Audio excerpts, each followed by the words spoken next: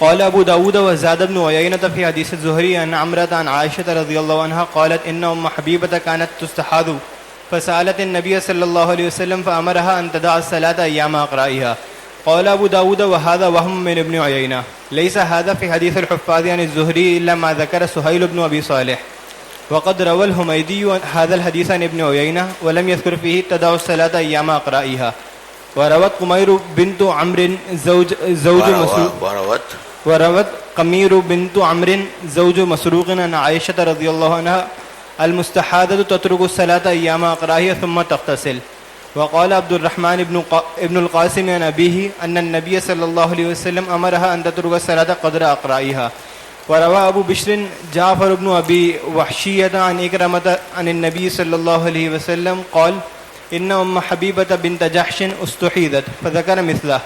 وروى شريك عن أبي اليقظان عن عدي بن ثابت عن أبيه عن جده رضي الله عنه عن النبي صلى الله عليه وسلم أن المستحاضة تدع الصلاة أيام أقرائها ثم تغتسل وتصلي. وروى العلاء بن المسيب عن الحكم عن أبي جعفر قال إن سودة استحيضت فأمرها النبي صلى الله عليه وسلم إذا مضت أيامها اغتسلت وصلت. وروى سعيد بن جبير عن علي وابن عباس رضي الله عنهما المستحاضة تجلس أيام قرئها. وكذلك رواه عمار مولى بني هاشم وطلق بن حبيب عن ابن عباس رضي الله عنهما.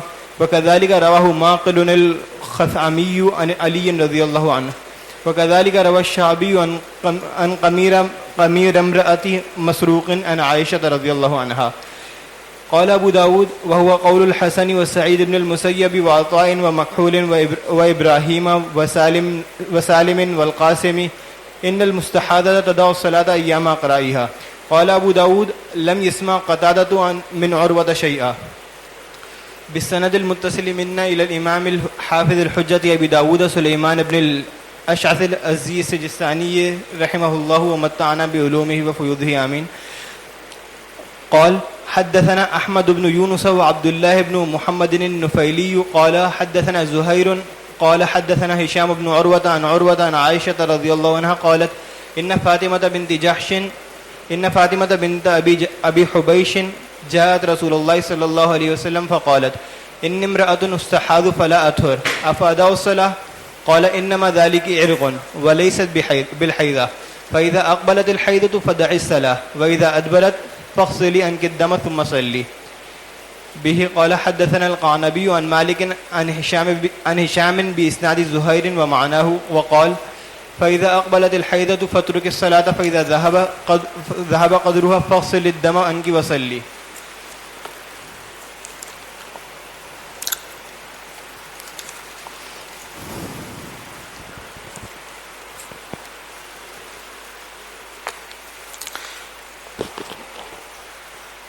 یہ جو ترجمۃ الباب چل رہا ہے تو عنوان سے معلوم ہوتا ہے کہ امام ابو داؤد رحمۃ اللہ علیہ کو ایسے حدیث ذکر کرنی ہے جو اس بات پر دلالت کرتی ہوں کہ وہ مستحاضہ معتادہ ہے. پچھلا حدیث گزری ہے ان میں ایام عادت کا حوالہ ہے.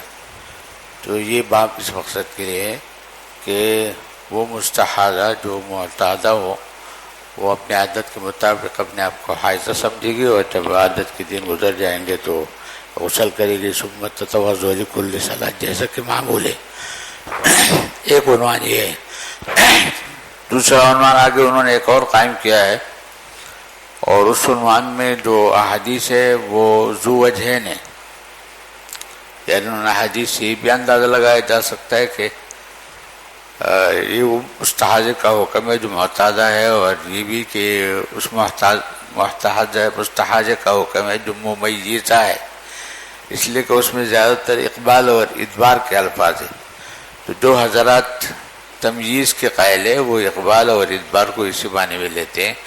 اقبلت الحیضہ یعنی اذا کان دم اسود یعرف اور ادبرت یعنی اصفر اللون.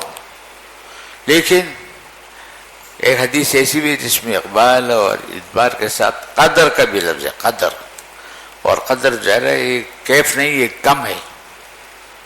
جب کم ہے تو اس سے کیا معلوم ہوا کہ یا لون کا بیان ہے یا عادت کا بیان ہے. عدد کا بیان ہے، تو ایسے میں وہ حدیث بھی معتادہ پر حمل ہو جاتی ہے. چنانچہ جو حضرات تمیز کے قائل نہیں ہے جیسے حضرات حنفیہ، وہ ان حدیث کو معتادہ پر حمل کرتے ہیں. تو یہ جو باب ہے بہرحال یہ اس مستحاضہ کے حق میں ہے جو معتادہ ہے. چنانچہ متن جو عنوان نے قائم کیا ہے وہ سیدھا سادہ ہے، من قال تدع الصلاة فی عدت الایام التي كانت تحیض. احادیث انہوں نے متعدد ذکر کی ہے. اب امام ابو داؤد رحمۃ اللہ علیہ اپنے صنیع کے مطابق اگر احادیث میں کوئی اضطراب ہے، کوئی ضعف ہے، کوئی تقدیم و تاخیر ہے، کوئی وہم ہے، کسی راوی کا وہم ہے، تو اس کو بیان کرنا چاہتے ہیں. چنانچہ یہاں سے اب یہ ہے. قال ابو داود زاد بن عيينة في حديث الزهري عن عمرو عن عائشة قالت انه ام حبیبہ. اس کا حاصل یہ ہے کہ زہری کے طریق سے حضرت عائشہ صدیقہ رضی اللہ تعالیٰ عنہ کے ایک حدیث ہے اور وہ ام حبیبہ سے متعلق ہے. ام حبیبہ فاطمہ بنت ابی حبیش کی طرح مستحاضات میں سے تھی. تو کہتے ہیں کہ ام حبیبہ سے متعلق زہری کی جو یہ حدیث ہے، تو زہری کے متعدد تلامذہ ہے. ایک تلمیذ کا نام ہے سفیان ابن عیینہ اور ایک کا نام ہے اوزاعی. تو ام حبیبہ کی روایت میں ان دونوں حضرات کو وہم ہوا ہے اور انہوں نے ایسی زیادتی کی ہے، یعنی تعبیر کی جو اصلاً نہیں تھی. ام حبیبہ کا ایسا حدیث ہے یہ ہے کہ آپ نے ان سے فرمایا کہ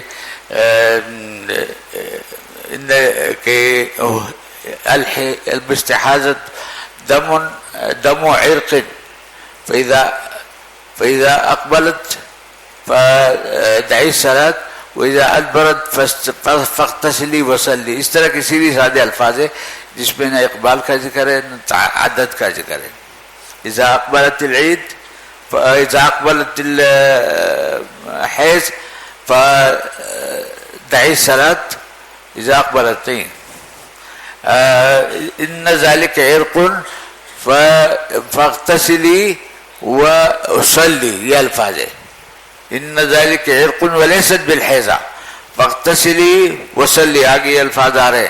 ام حبیبہ کی جو حدیث ہے اس میں یہ الفاظ ہے، اس میں نہ اقبال و ادبار کا ذکر ہے نہ ایام کا ذکر ہے. اور یہ امام زہری کی روایت ہے عن عائشہ، یعنی عن عروہ عن عائشہ. تو امام ابو داؤد فرماتے کہ اس میں جو امام زہری کے تلامذہ ہیں ان کو وہم ہوا ہے.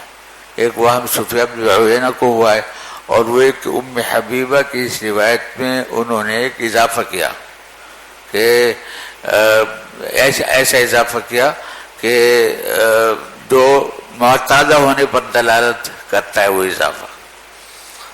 تجلس ایام اقرائها ثم تغتسل وتصلی.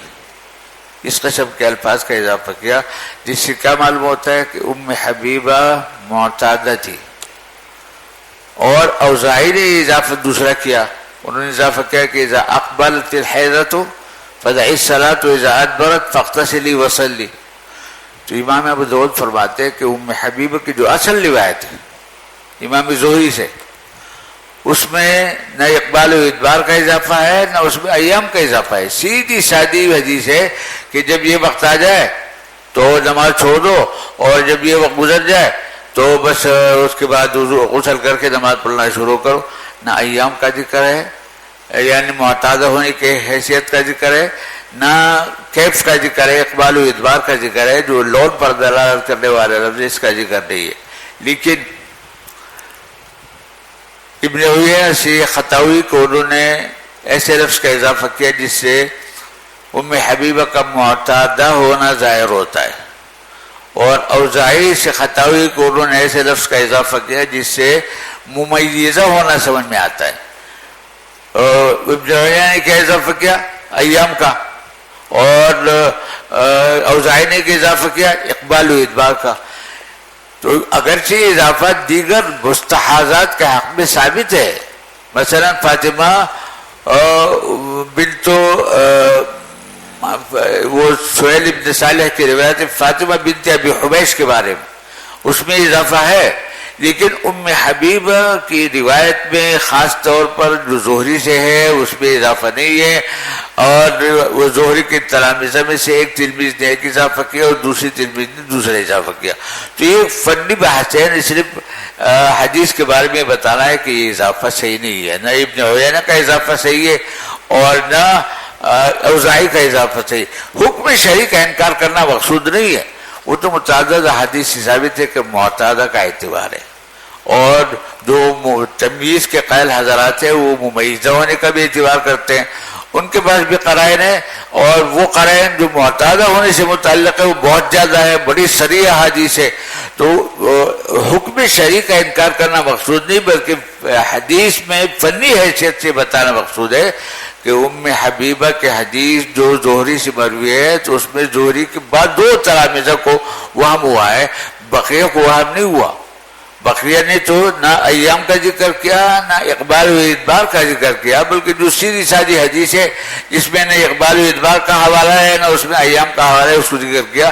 لیکن ابن عیینہ نے اضافہ کیا تو اس سے ایسا لگا کہ یہ ام حبیبہ معتادہ تھی، اور اوزاعی نے اضافہ کیا تو اس سے معلوم ہوتا ہے کہ وہ ممیزہ تھی. تو یہ اضافہ صحیح نہیں ہے. البتہ فی نفسی ہی ایام عادت کا اعتبار ہے یا نہیں ہے، اس کی بہت سارے حدیث ہے، اور اقبال و ادبار کے جو الفاظ ہیں وہ بھی متعدد حدیث میں ہے. یہ الگ بات ہے کہ اقبال و ادبار کے مفہوم میں اختلاف ہے. جو حضرات تمیز کے قائل ہیں وہ اقبال و ادبار کو تمیز کے معنی پر حمل کرتے ہیں، اور جو تمیز کے قائل نہیں وہ اقبال و ادبار کو عادت پر حمل کرتے ہیں کہ جب وہ زمانہ آ جائے تو زمانہ آ جانے کا کیا مطلب، جب وہ جو تمہارا طے شدہ وقت ہے جب وہ آ جائے تو تم نماز پڑھنا چھوڑ دو، اور جب وہ گزر جائے تو نماز پڑھنا شروع کرو. بس اس بات کو بیان کرنا چاہتے ہیں کہ اس حدیث میں امام زہری کے دو تلامذہ کو وہم ہوا ہے، بقیہ کو وہم نہیں ہوا. دو تلامذہ کو وہم ہوا، ایک نے اقبال و ادبار کا اضافہ کیا جس سے ظاہر ہوتا ہے کہ ام حبیب ممیزہ ہے، اور ایک نے عادت کا اضافہ کیا جس کا مطلب یہ کہ وہ معتادہ ہے. حالانکہ اصل حدیث میں ام حبیبہ کے بارے میں کچھ ذکر نہیں، بس اتنا ہے کہ جب وہ وقت آ جائے تو نماز چھوڑ دو، اور جب گزر جائے تو ادھر کر کے نمازیں پڑھنا شروع کرو. اس کو آگے بتائیں گے یہ بات کیا کہنا چاہ رہے ہیں. قال ابو داود وزاد ابن عیینہ فی حدیث زہری عن عمرو عن عائشہ، کہ ابن عیینہ نے حدیث زہری میں، ابن عیینہ زہری کے شاگرد ہے، تو ابن عیینہ نے حدیث زہری میں اضافہ کیا. قالت ان ام حبیبہ كانت تستحاض فسالت النبي صلی اللہ علیہ وسلم فامرها ان تدع الصلاة ایام عقائها. جو اضافہ کہیں کا کیا؟ ایام عقائها. قال ابو داود وهذا وهم من ابن عیینہ، کہتے ابن عیینہ کا وہم ہے، اس لیے کہ اس سلسلے میں جو اور حفاظ ہے انہوں نے ام حبیبہ کے حدیث ذکر کی تو اس میں اس کے معتادہ ہونے کا کوئی اشارہ نہیں ہے. تو گویا کہ ابن عیینہ اس اضافے میں متفرد ہے، تو متفرد ہونے کی وجہ سے گویا کہ وہم ہے، اس لیے کہ امام زہری کے دیگر تلامذہ نے اس کا اضافہ نہیں کیا. هذا وهم من ابن عیینہ ليس هذا في حدیث الحفاظ عن الزہری. کہتے زہری سے روایت کرنے والے جو حفاظ ہے ان کے تلامذہ ان کی روایت میں اضافہ نہیں ہے، یہ تنہا ایک تلمیذ کی روایت میں اضافہ ہے، سفیان بن عیینہ. الا ما ذکر سہیل بن ابی صالح، البتہ سہیل بن ابی صالح کی روایت میں بھی اضافہ ہے، لیکن وہ اضافہ فاطمہ بنت ابی حبیش سے متعلق ہے، ام حبیبہ سے متعلق نہیں.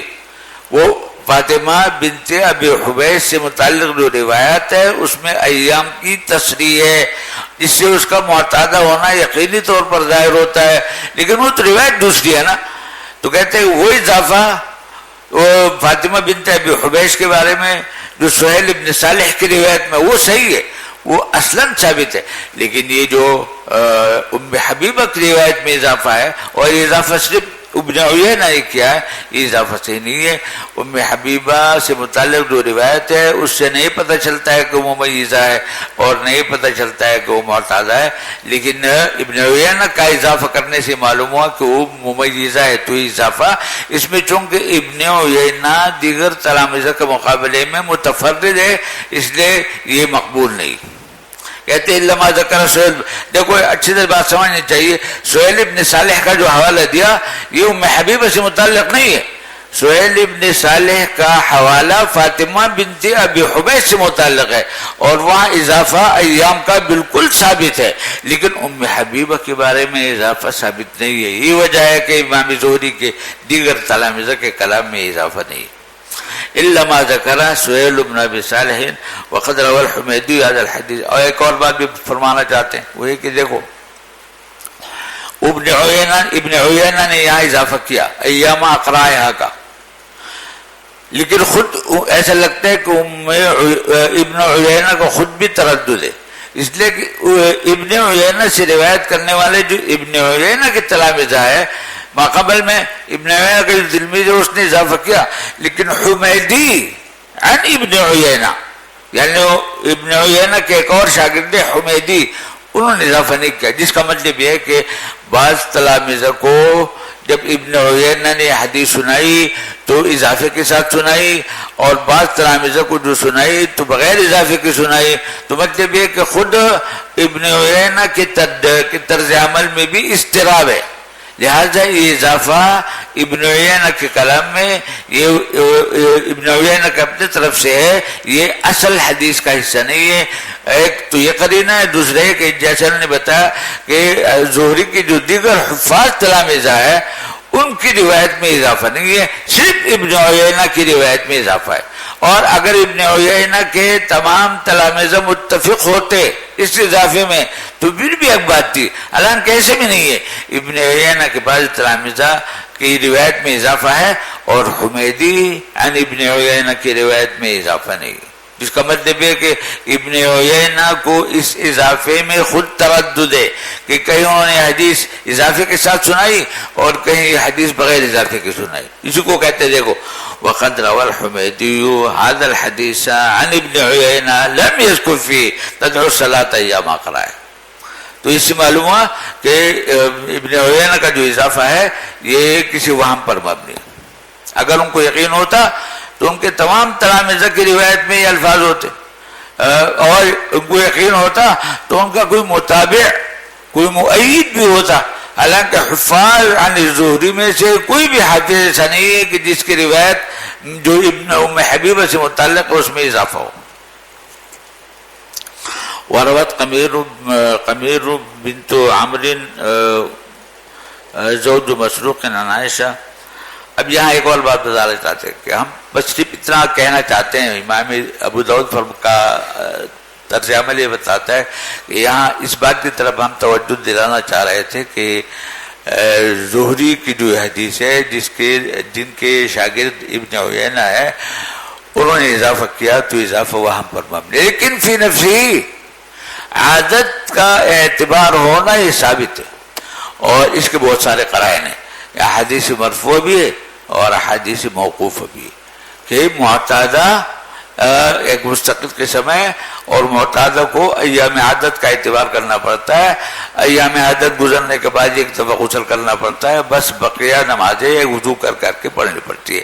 تو ہم جو اشکال کر رہے ہیں نا وہ فنی لحاظ سے کر رہے ہیں کہ ابن عیینہ کی حدیث میں یہ اضافہ وہم ہے. فی نفسی ایام کا اعتبار ہونا اور نہ ہونا یہ اعتبار ہونا ثابت ہے, جس کے بہت سارے قرائن ہیں. چنانچہ آگے امام ابو داؤد قرائن کا ذکر کر رہے ہیں کہ جس سے کیا معلوم ہوتا ہے کہ معتادہ ایک حقیقت ہے, وہ ایک مستقل نوع ہے اور معتادہ کا حکم یہ کہ ایام عادت کا اعتبار اس کو کرنا پڑتا ہے.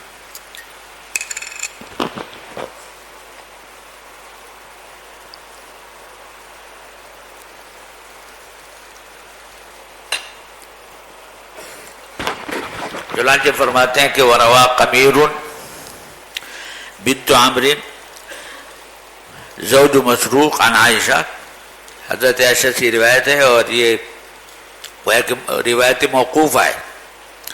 المستحاضۃ تترک الصلاۃ ایام اقرائها ثم تغتسل, موقوف روایت ہے. دیکھو اس میں ایام کی تصریح ہے. وقال عبد الرحمن ابن القاسم عن ابی ان النبی صلی اللہ علیہ وسلم, قاسم کی روایت جو ہے یہ مرفوع ہے اور اس میں یہ کہ ان النبی صلی اللہ علیہ وسلم امرها ان تترک الصلاۃ قدر اقرائها, یہ بھی عادت کے سلسلے میں صریح ہے. پہلے موقوف روایت تھی، یہ مرفوع روایت. اسی طرح آگے بھی کچھ روایت ہے. وروى ابو بشر جعفر بن ابي وحشية عن عكرمة عن النبي صلى الله عليه وسلم قال ان ام حبيبة بنت جحش استحيزت فذكر مثلها.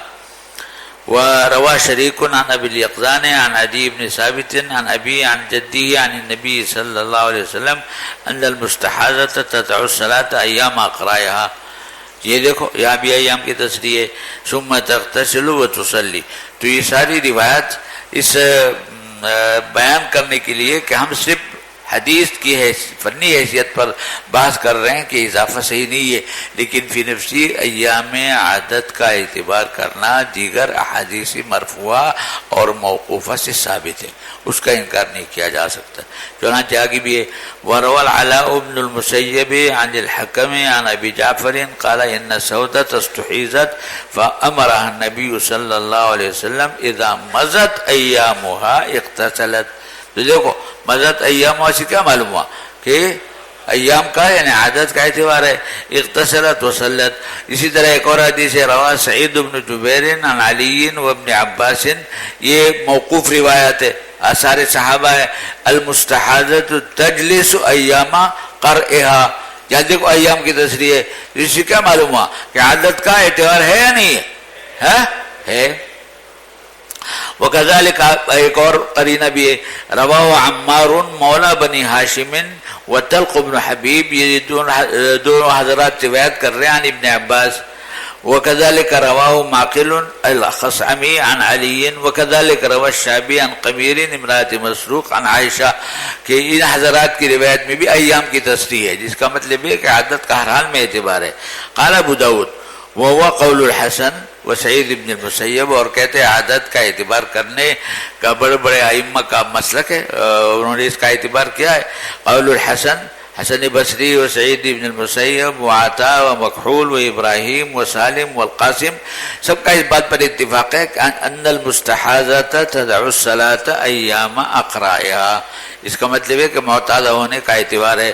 قال ابو داود لم يسمع قتادہ من عروہ شیئا. البتہ یہ جو قتادہ عن عروہ کی روایت ہے اس میں انقطاع ہے، لیکن ظاہر ہے کہ ایک روایت میں اگر انقطاع ہے اور اس مضمون کی صحیح روایت ہے اور ضعیف روایت ہے، سارے ایک دوسرے کی تائید کر رہی ہے، تو فی نفسی حکم شرعی میں کوئی تذبذب نہیں ہے، تردد نہیں ہے.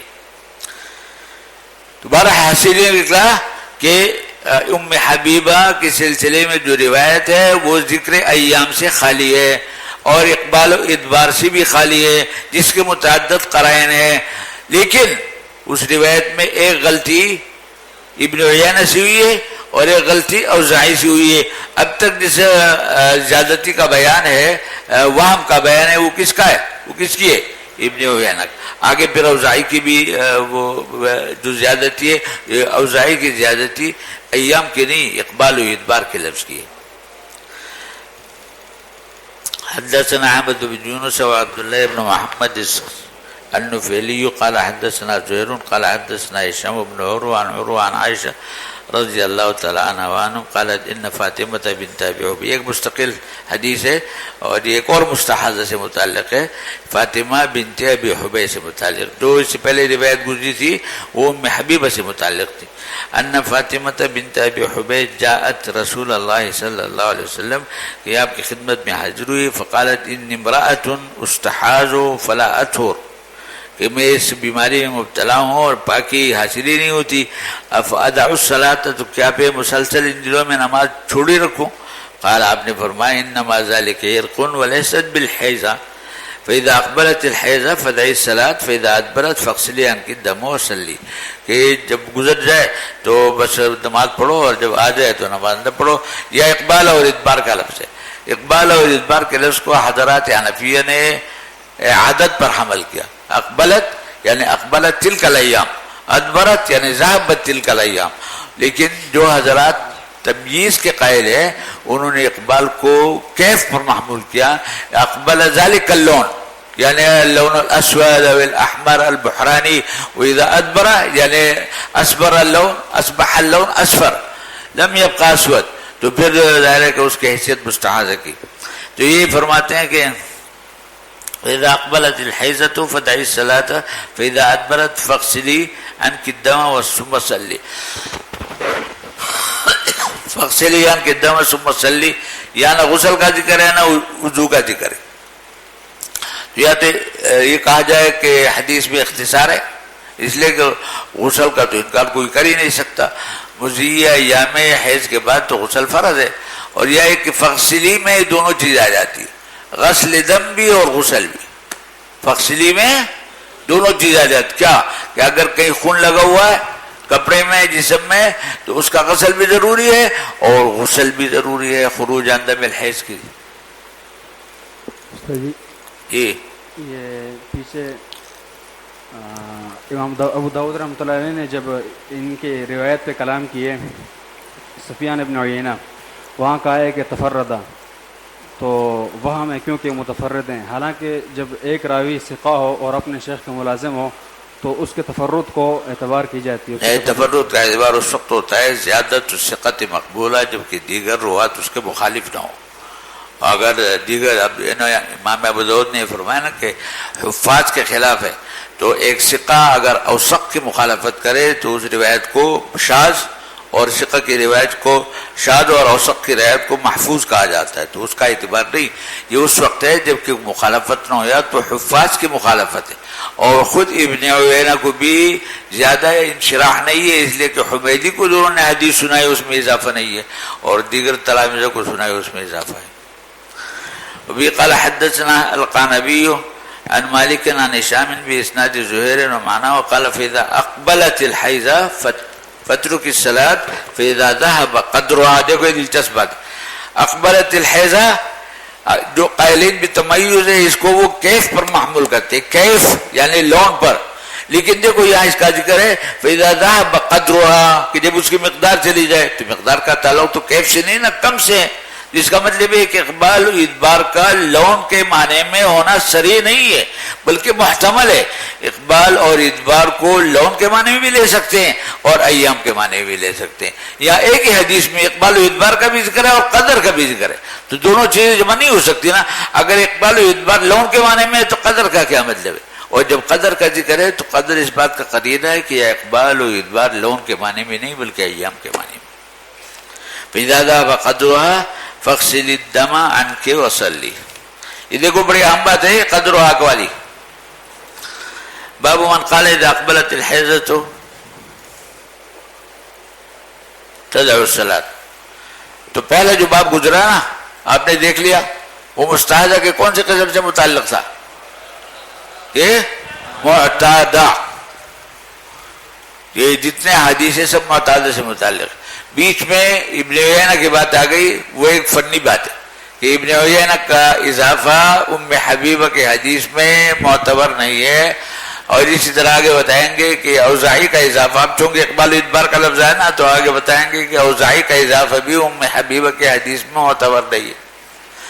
لیکن پہلا باب بہرحال اس بات سے متعلق تھا کہ معتادہ کا اعتبار ہے، اور معتادہ کو ایام عادت تک اپنے آپ کو ناپاک سمجھنا چاہیے، اور ایام عادت گزرنے کے بعد ایک دفعہ غسل کرے اور باقی نمازیں وضو کر کے پڑھتی رہا کرے. اب یہ دوسرا باب ہے اقبال و ادبار کا. تو جیسا میں نے ابھی بتایا کہ اقبال و ادبار احناف کے نزدیک یہ بھی عادت کے معنی میں، یہ کیف میں صریح نہیں ہے بلکہ کم کے ساتھ بھی جمع ہو سکتا ہے. البتہ جو حضرات تمیز یا تمیز بالالوان کے قائل ہے وہ اقبال اور ادبار کو کیف کے معنی میں لیتے، کم کے معنی میں نہیں لیتے بلکہ کیف کے معنی. اور احادیث موجود ہے، چنانچہ امام ابو داؤد نے یہ دوسرا باب سے غرض کے لیے قائم کیا ہے. یہاں جو احادیث ہیں ان احادیث کے بارے میں یہ کہا جا سکتا ہے کہ یہ باب مشترک ہے، یعنی یہ تمییز سے متعلق بھی ہے اور عادت سے متعلق بھی ہے، اس لیے کہ اس میں ایسی حدیث بھی ہے جو عادت کے حق میں زیادہ صریح ہے. تو اس لیے پہلا باب تو خالص معتادہ سے متعلق، اور یہ جو باب ہے مشترک ہے، اس میں عادت کا بھی اعتبار ہے اور تمییز کا بھی اعتبار ہے. حدثنا موسى بن اسماعيل قال حدثنا ابو عقيل عن بهية قال سمعت امرأة تسأل عائشة عن امرأة فسد حيضها. ایک عورت کے بارے میں پوچھا گیا حضرت عائشہ سے پوچھا کہ خاتون نے فسد حیض، جس کا یہ نظام بگڑ گیا تھا، وہ احری قدمن، اور مسلسل استمرار دم تھا، فامرنی رسول اللہ صلی اللہ علیہ وسلم، تو حضرت عائشہ سے پوچھا، حضرت عائشہ نے نبی کریم صلی اللہ علیہ وسلم سے پوچھا، تو نبی کریم صلی اللہ علیہ وسلم نے فرمایا فامرنی رسول اللہ صلی اللہ علیہ وسلم امرها، کہ میں اس کو تلقین کروں اس خاتون کو جو پریشان حال ہے، فلتنظر قدر ما كانت تحیض فی کل شہر، کہ اتنے عرصے تک ہر مہینے میں جو اس کی کیفیت تھی بیٹھی رہے، تو یہ کہیں کی علامت ہے، معتادہ ہونے کی علامت، قدر ما كانت تحیض فی کل شہر وحیضتها مستقیم، یعنی جب اس کا نظام ٹھیک تھا اور اس کی جو عادت تھی، جو مقدار تھی، اس مقدار اور اس عادت کے مطابق بیٹھی رہے، نماز نہ پڑھے، اور جب وہ وقت گزر جائے تو غسل کرے۔ کانت تحیض فی کل شہر وحیضها مستقیم، یہ جملہ حالیہ ہے کہ ایسی حالت میں جب اس کا نظام بالکل ٹھیک تھا، ضابطے کے مطابق تھا، فلتعتد بقدر ذلك من الایام، کہتے اتنے ایام کو گن کر بیٹھی رہے، ثم لتدع الصلاة فیہن، اور نماز بھی نہ پڑھے، او قال بقدرہن ثم لتغتسل، اور جب وہ عادت گزر جائے تو غسل کرے، ثم لتستسفر بثوب، اور کس کے کپڑا باندھے تاکہ انتشار دم نہ ہو، ثم تصلی، اور نماز پڑھے۔ تو یہ جو حدیث ہے نا یہ معتادہ سے متعلق ہے، لہذا اس باب میں دونوں طرح کے حدیث ہے، معتادہ سے متعلق بھی اور ممیتہ سے متعلق بھی۔ وقال حدثنا ابن ابي عقيل ومحمد بن سلمة المصريان قال اخبرنا ابن وهب عن عمرو بن الحارث عن ابن شهاب عن عروة ابن الزبير وعمرة عن عائشة رضي الله تعالى عنها قالت ان ام حبيبة بنت جحش ختنت رسول الله صلى الله عليه وسلم، زینب بنت جحش امہات المومنین میں سے اور ام حبیب ان کے بہن ہیں، تو یہ نبی کریم صلی اللہ علیہ وسلم کی کیا تھی؟ سالی تھی، ختنت رسول اللہ صلی اللہ علیہ وسلم وتحت عبد الرحمن بن عوف، اور ان کے شوہر حضرت عبد الرحمن بن عوف تھے، استحیضت 7 سنین، 7 سال تک بیچاری اس پریشانی میں رہی، فاستفتت رسول اللہ صلی اللہ علیہ وسلم، انہوں نے نبی کریم صلی اللہ علیہ وسلم سے پوچھا، فقال رسول اللہ صلی اللہ علیہ وسلم ان هذه، دیکھو یہ حدیث ہے سیدھی ساتھی، ان هذه ليست بالحیضہ ولكن هذا عرق فاغتسلی وصلی۔ دیکھو ماقبل میں جو بحث گزری نا کہ اضافہ ابن عیینہ کا بھی ہے، اضافہ اوزاعی کا بھی ہے، حالانکہ اصل حدیث اتنی ہے جس میں نہ عادت کا ذکر ہے نہ کیف کا ذکر ہے، لون کا ذکر ہے، اصل حدیث یہ۔ تو اس حدیث پر ایک اضافہ ابن عیینہ کا ہے، وہ بھی غیر محفوظ ہے، اور ایک اضافہ اوزاعی کا ہے۔ ابن عیینہ کا اضافہ ایامہ اقرائہ ہے، اور اوزاعی کا اضافہ آگے آنے والا ہے، یا اقبال اور ادبار کے لفظ کا ہے۔ قال ابو داود، دیکھو یہ وہی بات آ گئی، زاد الاوزاعی فی هذا الحدیث عن الزہری، امام زہری کے شاگرد جس طرح ابن عیینہ ہے، اوزاعی بھی ہے، ابن عیینہ نے وہ اضافہ کیا تھا اور اوزاعی نے اضافہ کیا۔ عن عروہ عمرہ عن عائشہ قالت استحیضت ام حبیبہ بنت جحش وهي تحت عبد الرحمن بن عوف 7 سنين فأمرها النبي صلى الله عليه وسلم قال إذا أقبلت الحيضة فدعي الصلاة فإذا أدبرت فاغتسلي وصلي۔ تو یہاں اضافہ اوزاعی کا کہیں کا اضافہ ہوا، ادبار اور اقبال کا، ادبار اور اقبال کا۔ قال ابو داود، دیکھو اس پر بھی دیکھو امام ابو داود اب وہ اشکال کر رہے جو ابن عیینہ کے اضافے پر کیا تھا۔ وَلَمْ يَذْكُرْ هَذَا الْكَلَامَ أَحَدٌ مِّنْ أَصْحَابِ الزُّهْرِي غَيْرَ الْأَوْزَاعِي، امام اوزاعی کے علاوہ زہری کے تلامذہ میں سے کسی نے اس اضافے کا ذکر نہیں کیا، تو گویا کہ دیگر تلامذہ کے خلاف ہے، حفاظ کے خلاف ہے، لہذا یہ منکر ہے۔ وَرَوَاهُ عَنِ الزُّهْرِي عمرو بن الحارث، چنانچہ امام زہری کی جو دیگر تلامذہ ہے وہ کون کون ہیں؟ عمرو بن الحارث، اللیث، یونس ابن ابی ذئب، معمر، ابراہیم بن سعد، سلیمان بن کثیر وابن اسحاق وسفیان بن عیینہ لم یذکروا هذا الکلام۔ سفیان بن عیینہ نے یہ بات تو ذکر نہیں کی، البتہ وہ والی بات ذکر کی، اور باقی تلامذہ نے نہ وہ ذکر کی نہ یہ ذکر کی۔ وہ کون سی؟ ایام اقراء، اور یہ اقبال و ادبار. تو ایام عقرائے کا اضافہ زہری کے تلامذہ میں سے صرف ابن عیینہ کا ہے، اور اقبال و ادبار کا اضافہ زہری کے تلامذہ میں سے صرف اوزاعی کا ہے، باقی تلامذہ نے اضافہ ذکر نہیں کیا. قال ابو داود وانما هذا لفظ حدیث هشام بن عروة عن ابي عائشہ. قال ابو داود وزاد ابن عيينة في اذن. قال ابو داود وانما هذا لفظ حدیث هشام بن عروة عن ابي عائشہ، کہ اضافہ اس کا ہے. ابو داود یہ فرماتے وزاد ابن عيينة في اذن، کہ اس حدیث میں ابن عیینہ کا بھی اضافہ ہے، وہی اضافہ جو اب تک بیان ہوتا رہا ہے. کیا اضافہ؟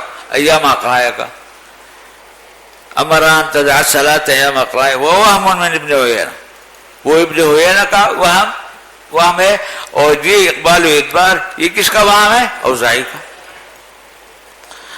وحدیث محمد بن عمرو الزہری فی شیء یقرب من الذی زاد اوزاعی فی حدیثی. کہتے ہیں البتہ دیکھو اعتبار الوان کا جو فی نفسی مسئلہ ہے، تو آگے کہتے ہیں حدیث آنے والی ہے جس میں تقریباً وہی مفہوم بنتا ہے جو اوزاعی نے اضافہ کیا، جس کا اقبال و ادبار کا.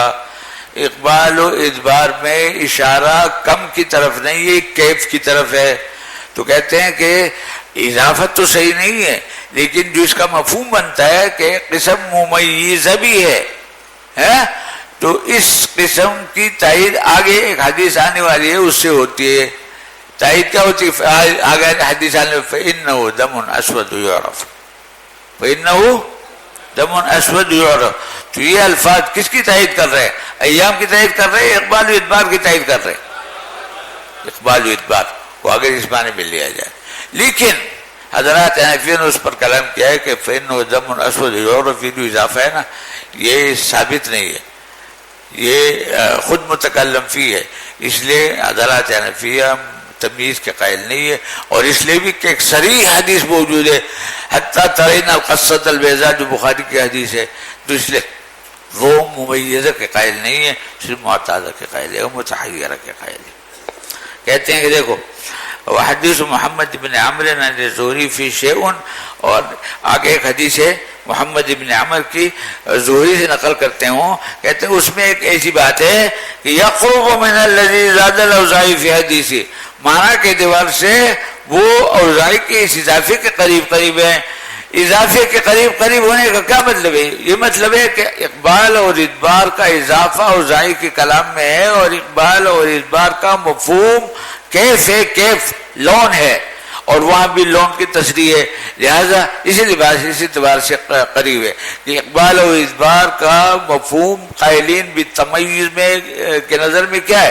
اقبال دم لون من الدم اور ادبار لون من الدم.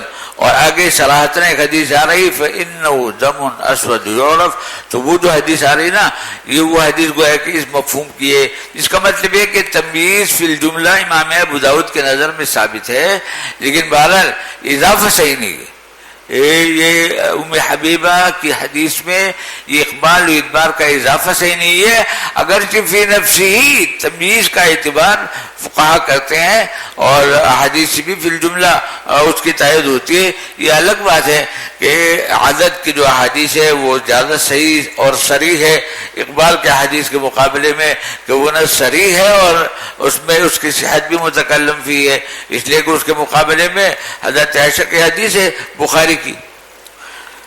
تو فرمایا کہ فی شیء، اس میں ایک بات ہے یقرب جو مفہوم کی زبان سے قریب ہے، من الذی زاد الاوزاعی فی حدیثی، اوزاعی کے اضافے کے قریب ہے. اوزاعی نے اضافہ کیا کیا ہے؟ اقبال و ادبار کا، اور اقبال و ادبار سے تبادل فہم کس بات کی طرف ہوتا ہے؟ لون کی طرف، اور آگے حدیث میں بھی لون کی تصریح ہے. تو گویا کہ مفہوم اگرچہ ملتا جلتا ہے، لیکن اس کے باوجود ہم اس اضافے کو قبول نہیں کرتے. یہ اضافہ وہم ہے. وہم کیوں ہے؟ اس لیے کہ دیگر حفاظ جو زہری سے روایت کرنے والے ہیں انہوں نے نہ اس کا اضافہ کیا نہ اس کا اضافہ کیا، جس کا اضافہ ابن عیینہ نے کیا تھا. حدثنا محمد بن مسنى قال حدثنا محمد بن ابي عدي عن محمد بن عمرو قال حدثني ابن شهاب عن عروة ابن زبير عن فاطمة بنت ابي حبيش قال انها كانت تستحاذ. فاطمہ بنت ابی حبیش اس بیماری میں مبتلا تھی. فقال لها النبی صلی اللہ علیہ وسلم، تو آپ نے ان سے فرمایا تھا اذا كان دم الحیضة فإنه دم اسود يعرف. یہ وہی بات ہے جس کی طرف ابھی اشارہ کیا، یہ جو حدیث آنے والی ہے کہتے ہیں اس میں وہ بات ہے جو اقبال و ادبار کا اضافہ جو اوزاعی نے کیا اس سے ملتی جلتی بات ہے. فإنه دم اسود يعرف فإذا كان ذلك، جب یہ کیفیت آ جائے دم اسود جو عرف فامسک عن الصلاۃ، تو یہ زمانہ نماز پڑھنے کا نہیں ہے. فإذا كان الآخر، اور جب کیفیت بدل جائے لون اصفر ہو جائے اصفر، تو فتوضئی وصلی، ایسے میں پھر تو تنہا وضو تو کافی نہیں ہے، غسل بھی ملحوظ ہے، وہ طے شدہ بات ہے، مرفوعان ہو بات ہے، مفروغان ہو یعنی. فإذا كان الآخر فتوضئی وصلی فإنما هو عتق، اس لیے کہ یہ دم حیض نہیں ہے بلکہ ایک معذور کی طرح کا ایک بیماری ہے، لہذا تمہارے پر جو احکام جاری ہوں گے وہ معذور کے ہوں گے. قال ابو داود قال ابن المثنى حدثنا ابي ابن ابي عدي من كتابه هكذا ثم حدثنا ابي بعد حفظا قال حدثنا محمد بن عمرو عن الزهري عن عروة عن عائشة. یہ دلچسپ بات ہے، یہ جو پہلے کی حدیث گزری ہے نا، یہ بھی ابن ابی عدی کا واسطہ ہے نا، اس میں ابھی جو ہے اس سے پہلے کی حدیث گزری ہے صفحے کے شروع میں. کیا حدثنا محمد بن ابي عدي عن محمد يعني ابن عمرو قال حدثني ابن شهاب عن عروة ابن الزبير عن فاطمة بنت ابي حبيش. یہ حدیث ہے نا، یہاں حضرت عائشہ کا کوئی ذکر ہے؟ عروہ کا ذکر ہے نہیں ہے، حالانکہ راوی ایک ہے، جو راوی ہے وہ ایک ہے ابن ابی عدی. تو کہتے ہیں اس حدیث میں حضرت عائشہ کا ذکر نہیں، اور اس حدیث میں حضرت عائشہ کا ذکر ہے. اس حدیث میں فاطمہ بنت ابی حبیش کا ذکر ہے، اور اس حدیث میں صرف عائشہ کا ذکر ہے. تو یہ اضطراب ہوا نا، اضطراب ہوا. تو کہتے ہیں بات دراصل یہ ہے کہ جس حدیث میں حضرت عائشہ کا ذکر نہیں ہے اور جس حدیث میں عائشہ کا ذکر ہے، تو اس کی وجہ ہے کہ پہلے استاد نے مجھے یہ حدیث سنائی تھی اپنے کتاب سے، اور بعد میں انہوں نے حفظاً سنائی، تو حفظاً اور نظراً اختلاف ہوا، اس کی وجہ سے یہ گڑبڑ ہو گئی. تو ایک جگہ انقطاع ہے یعنی حدیث مرسل ہو گئی اور دوسری جگہ نہیں ہے. اسی کو کہتے ہیں قال ابو داود قال ابن المثنى حدثنا ابن ابي عدي من کتابی، کہ اس روایت کے سند میں کون ہے؟ ابن ابی عدی ہے. انہوں نے جب یہ حدیث ہمیں سنائی جو فاطمہ بنت ابی حبیش کے بارے میں ہے، تو پہلی کتاب سنے ہاکذا، اس طرح جیسے موجود ہے. ثم حدثنا به بعد حفظا، پھر بعد میں اپنے یادداشت سے سنائی تو اس پہ یہ اضافہ کیا حدثنا محمد بن عمرو عن الزہری عن عروہ عن عائشہ. تو پہلے عروہ عائشہ کا واسطہ نہیں تھا، اب عروہ عائشہ کا واسطہ آیا. قالت ان فاطمہ كانت تستحاض فذكر معناه. تو ایک فنی بات ہے کہ اضطراب جو ہے نا، اضطراب اس وجہ سے پیدا ہوا کہ ایک دفعہ کتاب سے اور ایک دفعہ حفظ سے. تو اب ظاہر ہے کہ ان میں سے کوئی ایک تو خطا ضرور ہے نا، ایک کو وہاں پر محمول کیا جائے گا. یہ اختلاف اس وجہ سے کہ ایک دفعہ جب سنایا تو نظراً سنایا اور دوسری طرف حفظاً سنایا. قال ابو داود وروى انس بن سیرین عن ابن عباس فی المستحاضہ، کہ ابن عباس کی ایک روایت ہے قال اذا رأت الدم البحرانی فلا تصلی. میں نے بتایا تھا نا اقبال و ادبار کا جو یہ باب ہے، اس میں ممیزہ سے متعلق بھی روایت ہے، معتادہ سے متعلق روایت ہے. تو دیکھو یہاں حدیث ہے قال، یہ حضرت ابن عباس فرماتے ہیں کہ اذا رأت الدم البحرانی، بحرانی سے مراد ہے یعنی فوری، تیز، زیادہ شدت والا. اور یہ ابتدا میں ہوتا ہے کہ جب عورت دم بحرانی دے کے یعنی خوب تیز شدت والا خون دے کے فلا تصلی، تو اس بات کی علامت ہے کہ وہ دم حیض ہے. وَإِذَا رَأَتِ الطُّهْرَ، اور جب اس کے بعد طہر دے کے وَلَوْ سَاعَةً فَلْتَغْتَسِلْ وَتُصَلِّ، تو غسل کر کے اس کو نماز پڑھنی چاہیے. یعنی اس وقت کی بات ہے جبکہ وہ جو حید امام ابو حنیفہ رحمۃ اللہ علیہ کا مسلک ہے، اگر معتادہ ہے اور پھر استمرار دم ہوا تو اکثر مدت حیض کا انتظار کرنا پڑے گا، صرف ایک لمحہ کافی نہیں ہے. لیکن امام شافعی رحمۃ اللہ علیہ کا کہنا ہے کہ اگر تھوڑا سا وقت بھی ہے تو وہ بھی کافی ہے، وہ پھر مخاطب ہوگی بھی صلاۃ. قال مخول ان النساء لا يخفى عليهن الحیض.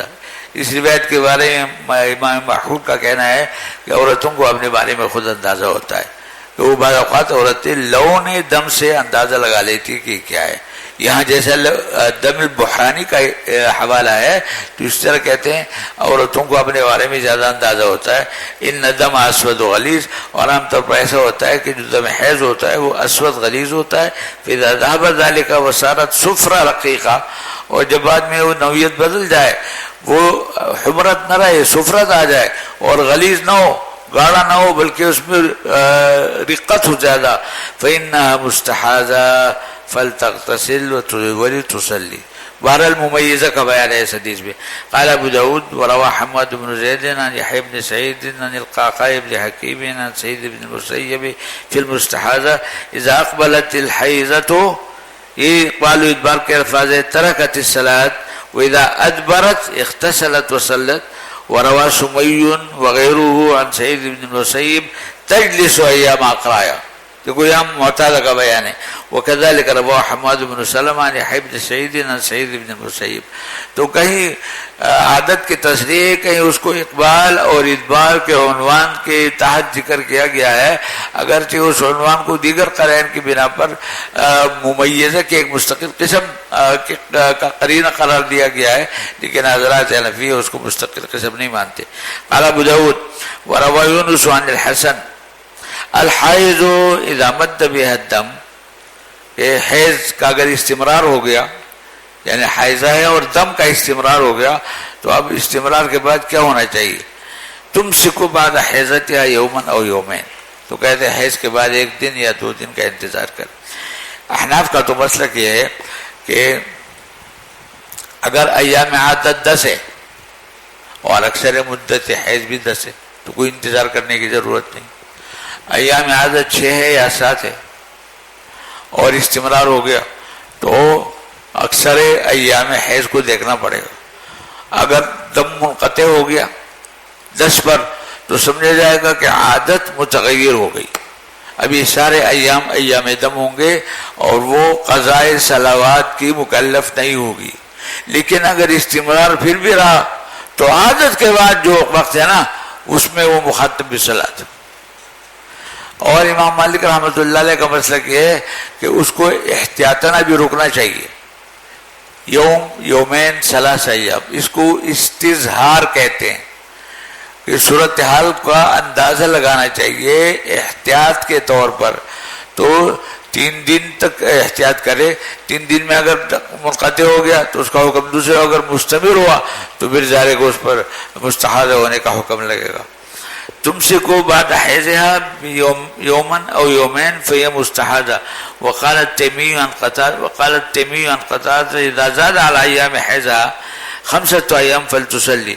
ایام حیض پر 10 دن کا اضافہ ہو گیا تو ظاہر ہے کہ وہ ایسے میں وہ اب حیضہ نہیں رہی بلکہ مستحاضہ ہو گئی. قال التیمی فجعلت انقصه، یعنی شروع میں امام مالک رحمۃ اللہ علیہ کا مسلک استظہار میں 5 دن کا تھا، لیکن بعد میں انہوں نے اس مدت کو کم کیا 3 تک.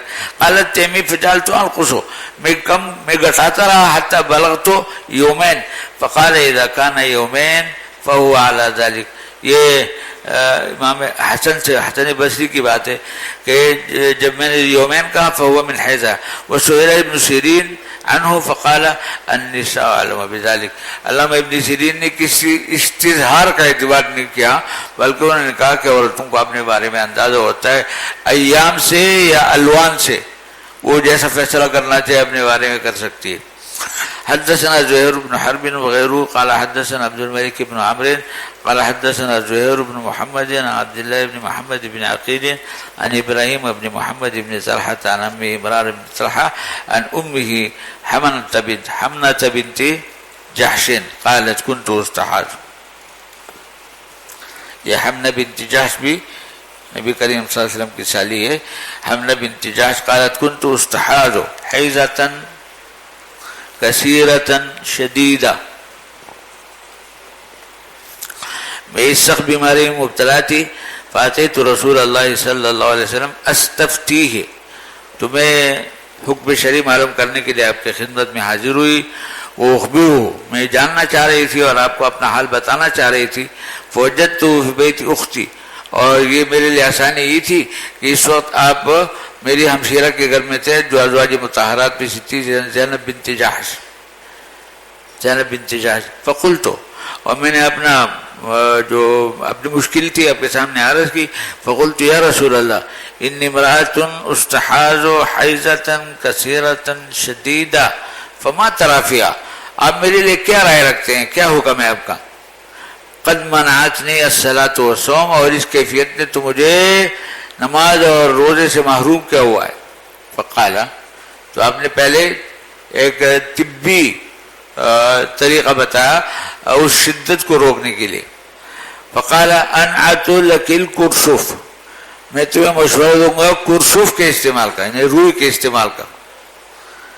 فإنه يذهب الدم، اس لیے کہ روئی کی وجہ سے وہ زخم بعض اوقات تھوڑا سا مندبل ہو جاتا ہے تو سیلان دم کم ہو جاتا ہے۔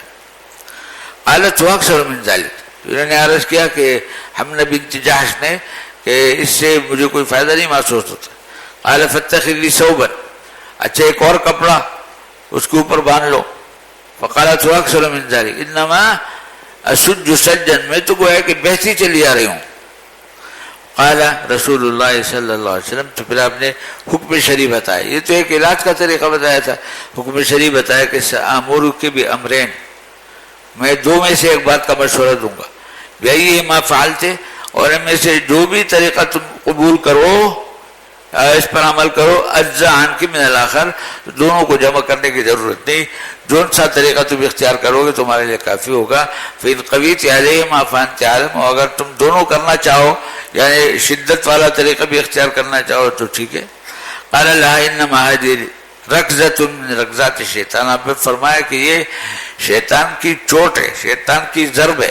اور میں نے پہلے بتایا تھا کہ شیطان کی ضرب کے دو معنی ہو سکتے ہیں، کہ شیطان جس طرح انسان کے ایمان کا دشمن ہے اسی طرح سے صحت کا بھی دشمن ہے، تو ہو سکتا ہے کہ کوئی شیطان جو ہے وہ کوئی ایسی جسمانی نقصان پہنچائے اور اس کے نتیجے میں رگ پھٹ جائے اور یہ سلسلہ جاری ہو جائے، تو اس کو ظاہر پر بھی حمل کیا جا سکتا ہے اور اس کو استعارہ بھی قرار دیا جا سکتا ہے کہ اس کیفیت میں جب عورت مبتلا ہو جاتی ہے نا تو وساوس کا اوہام کا ایک دروازہ کھل جاتا ہے، ایک سیلاب آنے لگتا ہے، وساوس بے چین ہو جاتی وہ عورت۔ رکضۃ من رکضات الشیطان فتحیجی، لہذا تم حائضہ بن جاؤ، ستۃ ایام اور سبعۃ ایام فی علم اللہ تعالی، وہ جو تمہاری عادت ہے، معمول ہے، فی علم اللہ تعالی ذکر، ثم اغتسلی، اس کے بعد غسل کرو، حتی اذا رأیت انک قد طہرت واستنقعت فصلی، جب یہ دن گزرنے سے اور غسل کرنے سے تمہیں اطمینان ہو جائے کہ میرے ایام حیض گزر گئے، تو اب آئندہ تم نماز پڑھنا شروع کر دو۔ 23 لیلہ و 24 لیلہ و ایامہ وصومی فإن ذلک یجزئک، یہ تمہارے لیے کافی ہے۔ ایک دفعہ غسل اور اس کے بعد مسلسل نمازیں وضو کر کے، وَكَذَلِكَ فَافْعَلِي فِي كُلِّ شَهْرٍ، اور یہ معمول اپنا ہر مہینے میں جاری رکھو، کما یحیضن النساء وکما یطہرن، جیسے کہ عورتوں کا معمول ہوتا ہے، میقات حیضہن وطہورہن، کہ وہ اپنے ساتھ کیا معاملہ کرتی ہے، ان کو جب اپنے عادت کا اندازہ ہوتا ہے تو عادت کے دوران اپنے آپ کو حائضہ سمجھتی ہے، اس کے بعد غسل کر کے نماز روزہ شروع کرتی ہے۔ فإن قویت علی تو آخرات، تو یہاں دیکھو اس جگہ ایک غسل ہے، غسل ایک دفعہ ہے خروج دم الحیض کے لیے، بقیہ پھر وضو ہے، اور دوسرا امر جو ہے تو ایک امر ہوا، دوسرا امر یہ کہ فإن قویت علی تؤخر الظہر وتعجل العصر وتغتسلین وتجمعین بین الصلاتین الظہر والعصر وتؤخرین المغرب وتعجلین العشاء ثم تغتسلین وتجمعین بین الصلاتین فافعلی وتغسلین مع الفجر فافعلی۔ ایک طریقہ تو ہے، دوسرا یہ کہ 24 گھنٹے میں تین غسل کرو۔ ظہر کی نماز کو مؤخر کرو، عصر کو مقدم کرو ایک غسل، پھر مغرب کی نماز کو مؤخر کرو، عشاء کو مقدم کرو دوسرا غسل، تیسرا غسل فجر کے لیے. فَفَلْيُصُومْ مِنْ قَدْرَةِ عَلَى ذَلِكَ قال رسول اللہ صلی اللہ علیہ وسلم وَهَذَا أَعْجَبُ الْأَمْرَيْنِ إِلَيَّ، اور میں دو میں سے یہ طریقہ زیادہ پسندیدہ ہے. تو کون سے ہو گئے؟ ایک غسل واحد اور ایک جمع بین صلاتین بھی غسل. تو یہ کیوں زیادہ اچھا ہے؟ کہ اس میں علاج کا بھی فائدہ ہے، اس میں نظافت ہے، اس میں انشراح ہے، اس میں احتیاط ہے، اگرچہ مشقت ہے لیکن احتیاط کا، علاج کا، سب چیزوں کا فائدہ ہے. تو اس کے مقابلے میں عجب ہے. لیکن میں نے بتایا تھا کل پرسوں کہ دوسرا متوقع امر جو دیگر احادیث سے سمجھ میں آتا ہے وہ ایک اور ہے، غسل لکل صلاۃ. اس کے مقابلے میں بھی عجب ہے، اس لیے کہ اس میں یسر ہے، رفق ہے، آسانی ہے، اور اس میں شدت ہے، مجاہدہ بہت ہے اس میں. تو یہ جو طریقہ ہے نا بہرحال عجب ہے. کون سا طریقہ؟ 3 غسلوں کا اور ایک غسل کا وہ مرجوح ہے، اور ہر نماز کے لیے الگ غسل کرنے کا وہ مرجوح ہے. زیادہ جو عجب طریقہ ہے وہ 3 غسلوں کا ہے.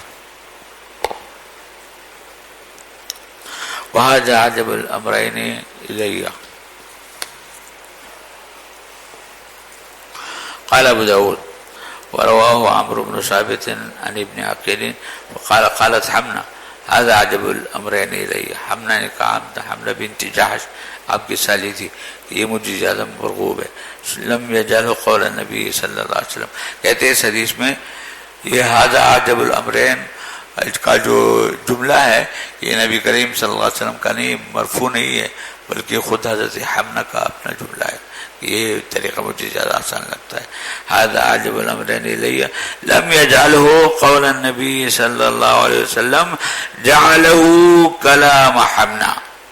یہ حمنا کا کلام ہے. قال ابو داود کان عمرو بن ثابت رافضیا. کہتے ہیں اس حدیث کے اندر عمرو بن ثابت کا جو نام ہے نا وہ رافضی ہے. وذکروا عن یحیی بن سعید. تو بہرحال رافضی ہے، اور رافضی کا اگر حدیث میں عمل دخل ہو جائے تو حدیث ضعیف ہو جاتی ہے، لیکن یہ حکم ایسا ہے کہ دیگر حدیث سے بھی ثابت ہے. باب جی چلو. باب ما روي أن المستحاضة تغتسل لكل صلاة. به قال حدثنا ابن أبي عقيل ومحمد بن سلمة المرادي قال حدثنا ابن وهب عن عمرو بن الحارث عن ابن شهاب عن عروة بن زبير وعمرة بنت عبد الرحمن عن عائشة رضي الله عنها زوج النبي صلى الله عليه وسلم قالت إن أم حبيبة بنت جحش ختنة رسول الله صلى الله عليه وسلم وتحت عبد الرحمن بن عوف. یہ ام حبیبہ کی حدیث آ گئی، اور اس میں نوئی اضافہ ہے جو ابن عیینہ نے کیا ہے، اور نوئی اضافہ ہے جو اوزاعی نے کیا ہے. سیدھا سادہ ہمارا ہے. عن عائشہ رضی اللہ تعالیٰ عنہ زوج النبی صلی اللہ علیہ وسلم قالت ان ام حبیبۃ بنت جحش ختنت رسول اللہ صلی اللہ علیہ وسلم. وہ کہ نبی کریم صلی اللہ علیہ وسلم کی دونوں سالیہ جو تھی وہ اس بیماری میں مبتلا تھی. کون دونوں؟ ام حبیبہ بھی اور حمنہ بھی. ختنت رسول اللہ صلی اللہ علیہ وسلم وتحت عبد الرحمن بن عوف استحیزت 7 سنین فاستفتت رسول اللہ صلی اللہ علیہ وسلم فی ذلك فقال رسول اللہ صلی اللہ علیہ وسلم ان هذه ليست بالحیضہ ولكن هذا عرق فاغتسلی وصلی. دیکھو اس میں وہی جو اشکال سے پہلے ہوا ہے نا کہ نہ اس میں اضافہ ہے ایام کا نہ اقبال و ادبار کا. قالت عائشہ، اب دیکھو یہ دلچسپ بات ہے. قالت عائشہ فكانت تغتسل في مركن في حجرة اختها زینب بنت جحش حتى تعلو حمرة الدم الماء. یہ نبی کریم صلی اللہ علیہ وسلم نے تو سیدھی بات فرمائی تھی کہ فاغتسلی وصلی، لیکن انہوں نے خود اپنے ثوابدید سے، اپنے اختیار سے اپنے اوپر یہ پابندی لگا دی تھی کہ وہ ہر وقت کی نماز کے لیے مستقل غسل کرتی تھی.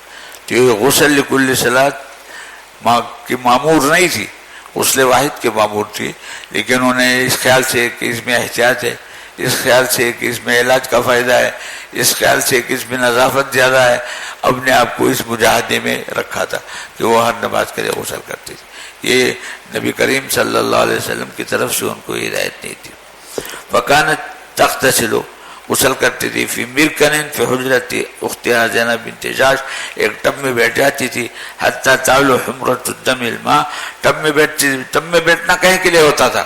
علاج کے لیے، تاکہ برودت سے انقطاع دم ہو، اور جب پانی سارا سرخ ہو جاتا تھا خون کے اثرات سے تو یقیناً اس کے بعد نہاتی ہوں گی، تو موٹی سی بات ہے نا، اس لیے کہ خون سارا اس میں پانی میں آ گیا اور سارا جسم ناپاک ہو گیا، تو اس کے بعد نہاتی ہوں گی. یہ کام بھی کرتی تھی اور غسل لکل صلاۃ بھی کرتی تھی. جی به قال حدثنا احمد بن صالح قال حدثنا عنبسة قال حدثنا يونس عن ابن شهاب قال اخبرتني عمرة بنت عبد الرحمن عن ام حبيبة رضي الله عنها بهذا الحديث قالت عائشة فكانت تغتسل لكل صلاة. فكانت تغتسل، یہ نسبت غسل لکل صلاۃ کی ام حبیبہ کی طرف ہے، نبی کریم صلی اللہ علیہ وسلم کا کوئی امر نہیں اس سلسلے میں. جی به قال حدثنا يزيد بن خالد بن عبد الله بن موهب الهمداني قال حدثني الليث بن سعد عن ابن شهاب عن عروة عن عائشة رضي الله عنها بهذا الحديث قال فيه فكانت تغتسل لكل صلاة. قال ابو داود قال القاسم بن مبرور عن يونس عن ابن شهاب عن عمرة عن عائشة عن ام حبيبة بنت جحش رضي الله عنهما وكذلك روى معمر عن الزهري عن عمرة عن عائشة رضي الله عنها وربما قال معمر عن عمرة عن ام حبيبة رضي الله عنها بمعناه. مختلف طرق ہے اور یہ سارے طرق حضرت ام حبیبہ کے معاملے میں عن ام حبیبہ بمعنى وكذلك روى ابراہیم بن سعد وابن عیینہ عن الزہری عن عمرہ عن عائشہ، اور ابن عیینہ بھی اس کے راوی ہے. البتہ ابن عیینہ کی جو روایت ہے وقال ابن عیینہ فی حدیث ولم یقل ان النبی صلی اللہ علیہ وسلم امرها ان تغتسل، کہتے ہیں یہ خاص بات ہے کہ انہوں نے اپنے طور پر ہی پابندی لگائی تھی کہ مجھے غسل کرنا ہے، لیکن نبی کریم صلی اللہ علیہ وسلم کی طرف سے اس معاملے پہ کوئی ہدایت نہیں تھی.